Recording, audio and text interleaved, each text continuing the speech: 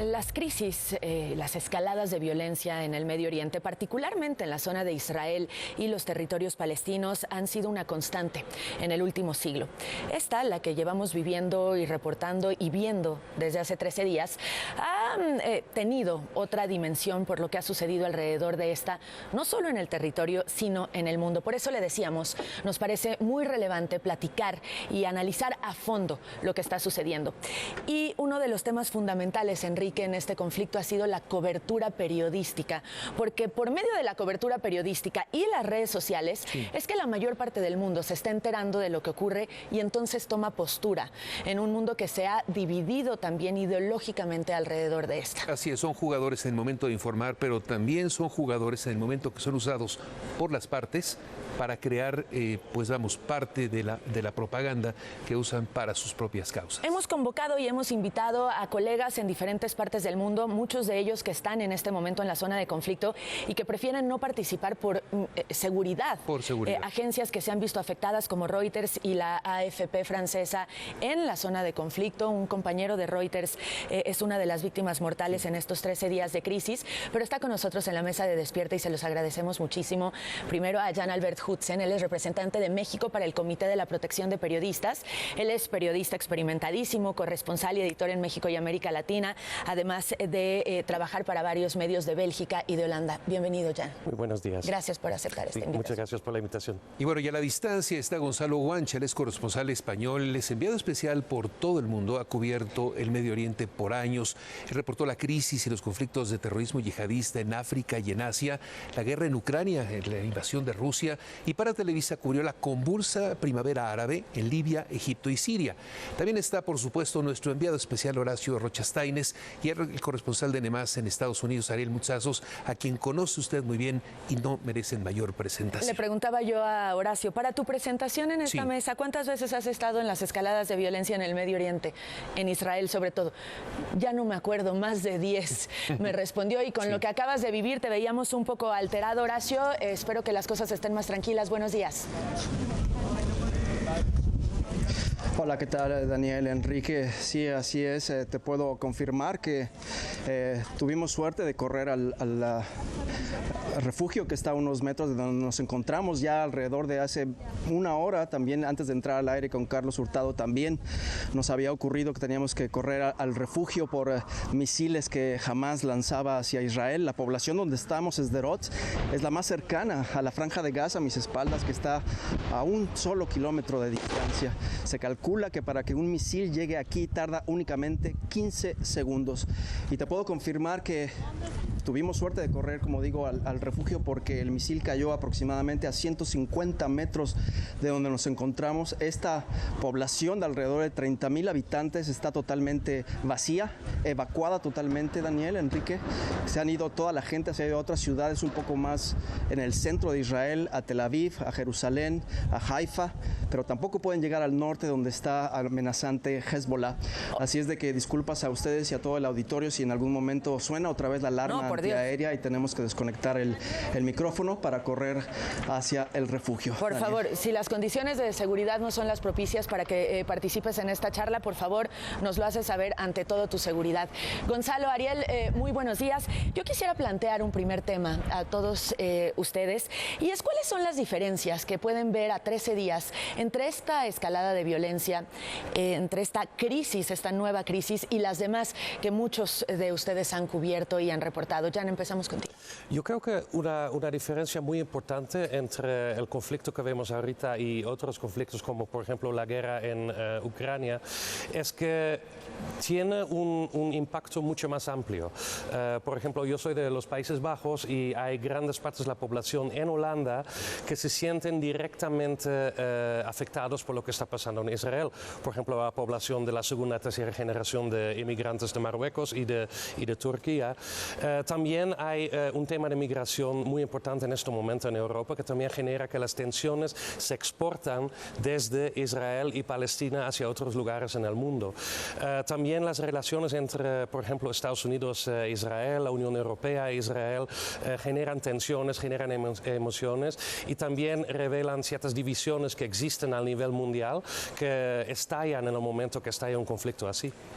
Gonzalo, permíteme preguntarte, tú con toda la experiencia que tienes en cubrir tantos conflictos, la responsabilidad que tenemos los medios de comunicación de cubrir este tipo de situaciones, cuando en estos momentos de la tecnología, la participación de las redes sociales, de esa inmediatez no siempre confirmada, pues juega un papel que hay que tomar con pincitas, como decimos en México, frente a la labor de informar, corroborar la información de nosotros los medios de comunicación. Lo has definido muy bien. Las redes sociales nos han dado a los periodistas y a los medios de comunicación una pista de patinaje en la que difundir nuestros datos, nuestros relatos, nuestra ciencia. Es decir, el periodismo crea la ciencia de la realidad. Lo que está pasando en cada momento se convierte en historia por el relato que hace el periodismo. Así debería ser. Pero con las redes sociales tenemos la tentación de usarlas y tenemos una gran oportunidad de llegar a más audiencia, con más inmediatez, todo lo que sabemos, con más interactividad, pero en ese relato que se hace del periodismo en las redes sociales se cuela todo lo que no es periodismo y es propaganda. Y es una línea que en los conflictos, como estamos viendo estos días, es muy difícil de dividir, es muy difusa y hay que ir siempre a tientas. Es muy importante, y Horacio y los compañeros que en este momento están sobre el terreno, asumir las limitaciones y decir, no lo sé, no podemos confirmar, hemos visto esto, hemos sentido esto, hemos olido esto, pero no podemos dar ciencia cierta de lo que está pasando, porque solo lo sabremos cuando la guerra de los relatos dé resultados, y eso pasará dentro de mucho tiempo. Horacio, estas complejidades y estas dimensiones que fuera del territorio estamos percibiendo en el mundo, ¿se sienten también en campo? Porque finalmente has estado, lo decías, más de 10 veces en estas escaladas de violencia. Cuando estás reportándolo ahí, como lo estás haciendo ahora, ¿se siente algo distinto al resto de ellas? Sí, por supuesto, Daniel, y creo que la respuesta es sencilla y muy complicada a la vez. Ya lo vimos desde la guerra en Ucrania, una cantidad de desinformación masiva en redes, de propaganda también, y esta guerra lo ha llevado a un nuevo nivel y hay ya estudios al respecto. La oleada de imágenes falsas creadas de la nada, videos y opiniones sin fundamento se multiplican y se comparten por millones. En este caso se ha comprobado que la mayoría provienen de la región, no tanto de otros sitios del mundo, sino de aquí, de Oriente Medio, y no solo afecta a los medios y a nosotros periodistas en un mundo digital donde todos se convierten en expertos y donde quienes quieren su propia propaganda o su propia verdad, pues les presionan todo el tiempo, llamándonos incluso mentirosos, torpes en lo que hacemos.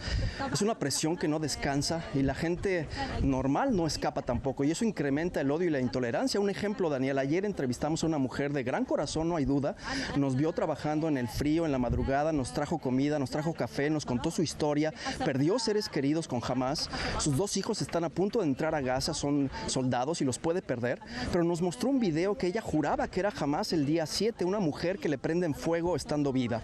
Es un video que le compartieron, que ella a su vez comparte con otros. Horas después lo cotejamos, buscamos, había algo que no cuadraba en ese video. No era un video de Hamás, ni siquiera había ocurrido en esta zona del mundo, sino en América Latina. Nuestro papel de los medios, muy complicado, ver más allá de la paja, hacer lo mejor posible en nuestro trabajo, exponer estas mentiras y con suerte recuperar la credibilidad, sostenerla. Es un proceso lento ante la inmediatez de las redes sociales, pero según analistas no hay por ahora otro camino.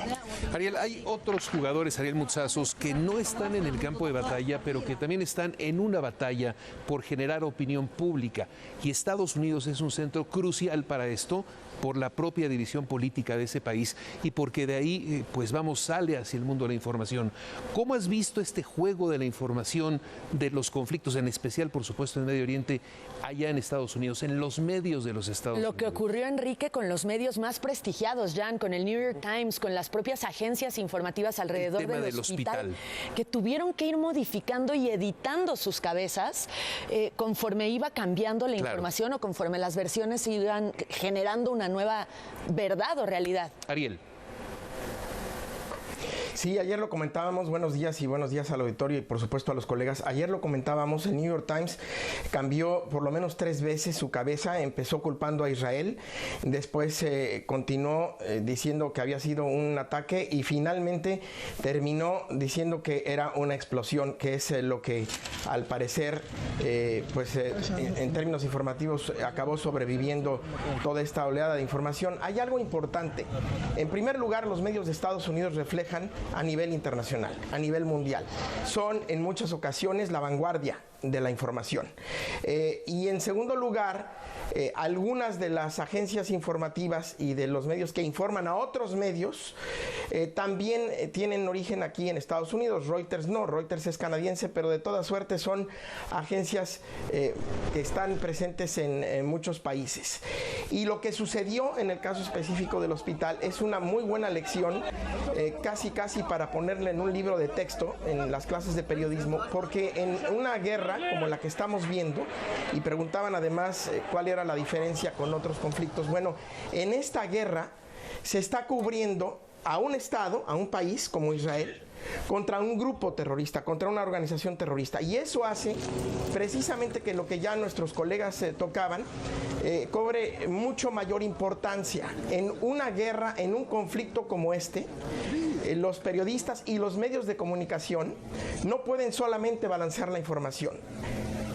Tenemos que hacer una recopilación de información y tenemos también que darla a conocer de forma selectiva para no convertirnos en un medio, en un vehículo de información de los terroristas, del mensaje terrorista, para no convertirnos en un medio de difusión de este mensaje. Esto es importante en guerras, cuando hay 2 países, pero es mucho más importante cuando hay una organización terrorista involucrada. Y esto fue lo que pasó con el hospital. Ante la imposibilidad de ir a constatar cuántos muertos había, si efectivamente el hospital había sido golpeado, ante la imposibilidad de tener acceso a los videos de este supuesto cohete que todavía no terminamos de comprobar, aunque Estados Unidos ya ha dicho que sí, de este supuesto cohete fallido de la yihad islámica. Entonces algunos medios, incluso una agencia muy reconocida a nivel internacional y que todos tomamos como una de las referencias más importantes en el periodismo, terminó diciendo pues que el ministro de Salud de Gaza, que en esencia es el ministro de Hamas, decía que se había atacado un hospital, que Israel había atacado un hospital y que habían muerto 500 personas y al final pues lo único que termina siendo comprobado es que hubo una explosión, que la explosión no fue en el hospital, fue en el estacionamiento y que todavía hasta ahora, 2 días después, no sabemos cuántos muertos ha habido. Y eso se ha reflejado en los medios de comunicación, como decíamos. Precisamente eso, la propaganda que se busca en los bandos de una guerra, ha sido muy efectiva en sembrar un discurso que ha polarizado al mundo. Yo recuerdo hace un par de años, increíble estar hablando de otra guerra en los últimos 2 años, que también sucedió con Ucrania, pero en este tema ideológico y en esta confusión que el discurso de Hamas ha generado para un discurso pro-palestino que son o deberían de ser por lo menos causas aisladas.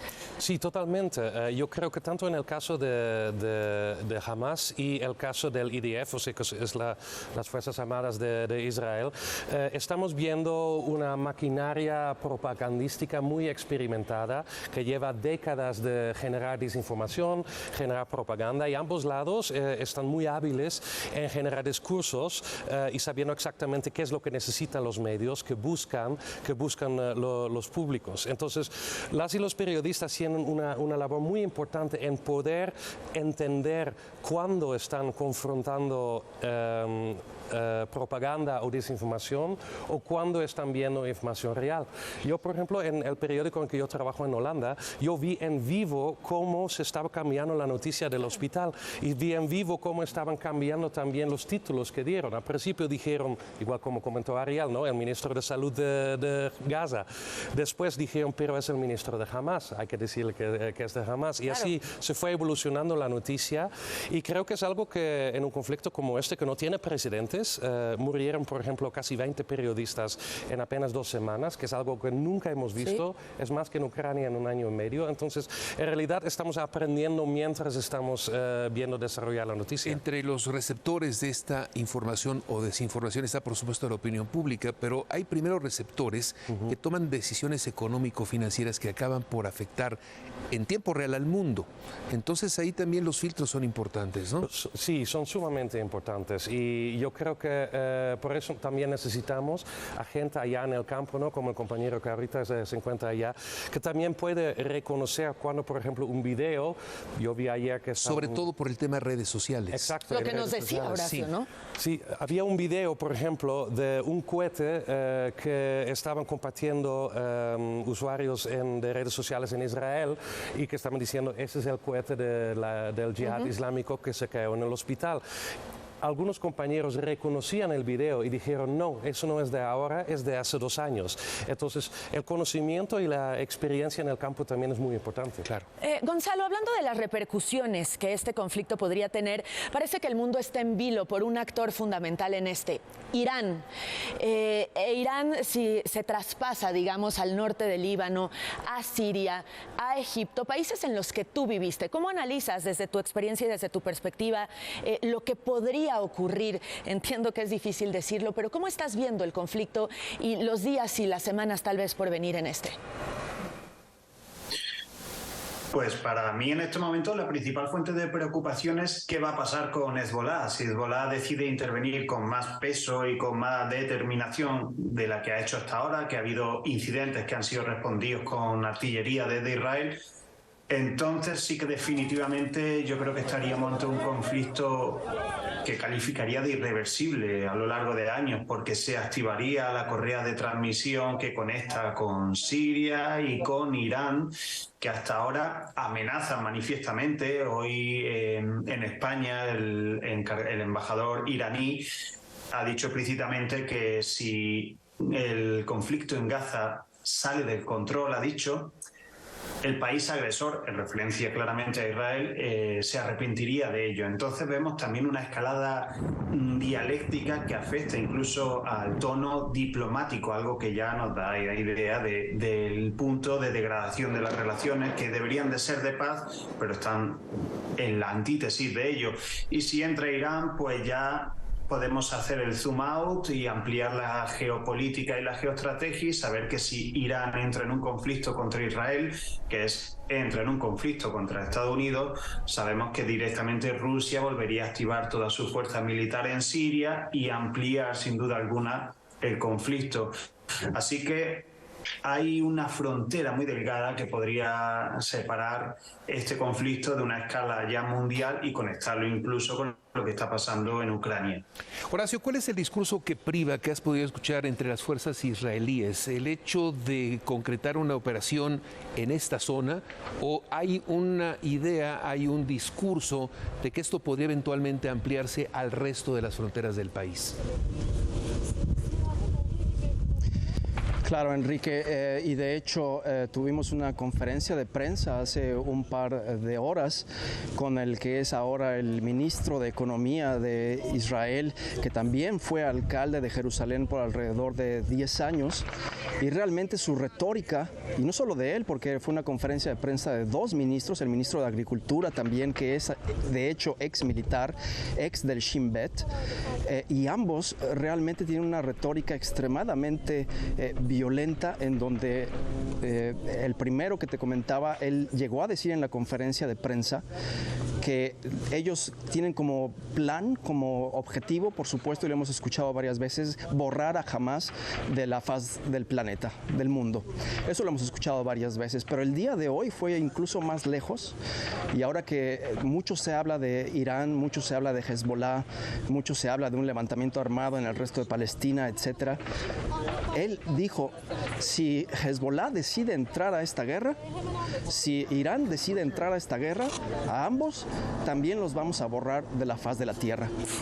Eso, y teniendo a las fuerzas de los Estados Unidos en el mar, con la visita de Joe Biden mostrando gran solidaridad con Israel, diciendo que está hombro con Israel, e Israel persiguiendo esa retórica, pienso yo que es extremadamente peligroso para lo que pueda suceder, porque Israel claramente no podría con tantos frentes. Hezbollah detesta a los Estados Unidos, y ya lo estamos viendo en el Líbano con lo que sucedió el día de ayer frente a la embajada de los Estados Unidos, con una turba que tuvieron que dispararles gases lacrimógenos para poderla dispersar. Así es de que es extremadamente peligroso hacia dónde va esto, y lo peor es que los liderazgos de ambos bandos, tanto de Israel como de Hamas, no son liderazgos que están dispuestos ahora mismo a sentarse a dialogar. No están interesados en eso. Ambos están interesados por diferentes intereses permanecer en el poder, y les conviene continuar con esta retórica, porque además sus pueblos se lo creen, porque hablamos con israelíes y a través de los 23 años que he cubierto esta zona, te dan respuestas de cajón en donde se creen exactamente lo que dicen sus líderes. Y la mujer que entrevistamos ayer, que tiene sus 2 hijos a punto de entrar a la Franja de Gaza, está dispuesta a sacrificarlos en base a lo que le dicen sus líderes. Así es de que es extremadamente peligroso lo que está sucediendo, y nadie sabe lo que puede ocurrir en cualquier momento, y esto puede ser realmente, puede comenzar cuando Israel decida entrar aquí atrás a la Franja de Gaza, donde acaban de caer 2 proyectiles. Ahora, de la mano de lo que decía Horacio y por supuesto Gonzalo, lo cual planteábamos aquí en la mesa, el conflicto de Ucrania con Rusia hace 2 años, que sigue latente, y este término que me encantó que usó Gonzalo, para hacer zoom out y ver el conflicto con una dimensión mundial. En este contexto se reunieron Xi Jinping y Vladimir Putin hace algunas horas. Hablaron, no dijeron el término en específico, pero hablaron de lo que podría parecer un nuevo orden mundial. ¿Por qué no escuchamos parte de este discurso de Vladimir Putin ayer reunido con Xi Jinping? Достижения всеобщего, устойчивого и долгосрочного экономического прогресса и социального благополучия. При уважении цивилизационного многообразия и права каждого государства на собственную модель развития. Y entonces, para terminar, habría que plantear una pregunta con respuesta complicadísima, pero rápida. Jan, ¿estaríamos o podríamos estar hablando del principio de un nuevo orden mundial, de un mundo diferente al que conocemos y al que hemos conocido hasta ahora? Yo creo que es posible, ¿no? Hemos estado en un mundo unipolar durante mucho tiempo después de la caída de la Unión Soviética, donde los Estados Unidos eran el máximo poder y el Occidente mandaba el orden mundial. Y a partir de del aumento del poder de China, estamos llegando a un mundo mucho más multipolar, y eso quiere decir que cada conflicto, cada cuestión diplomática, cada nuevo fenómeno en el área mundial también se vuelve mucho más complejo, porque hay más jugadores que tienen un interés, y eso quiere decir que también para Estados Unidos no va a ser tan fácil mantener la postura que siempre han tenido sin confrontarse con estos nuevos jugadores. Ahora, Ariel, decían en alguna campaña, es la economía, y agregaban otra frase, pero creo que sigue siendo la premisa, ¿no? Sigue siendo la premisa, la economía en Estados Unidos, sin duda alguna, y esa es la vara con la que están midiendo a Joe Biden, y esa es la vara con la que están midiendo a Donald Trump. Y curiosamente, el desempleo en Estados Unidos en estos momentos está en su nivel histórico más bajo. Y aún así, las percepciones más que las realidades han tomado el lugar del conductor, Enrique. Gonzalo, veía que asentabas ante la pregunta de Enrique. Para terminar, ¿estamos hablando de lo que podría ser el principio de un nuevo mundo, de un nuevo orden mundial?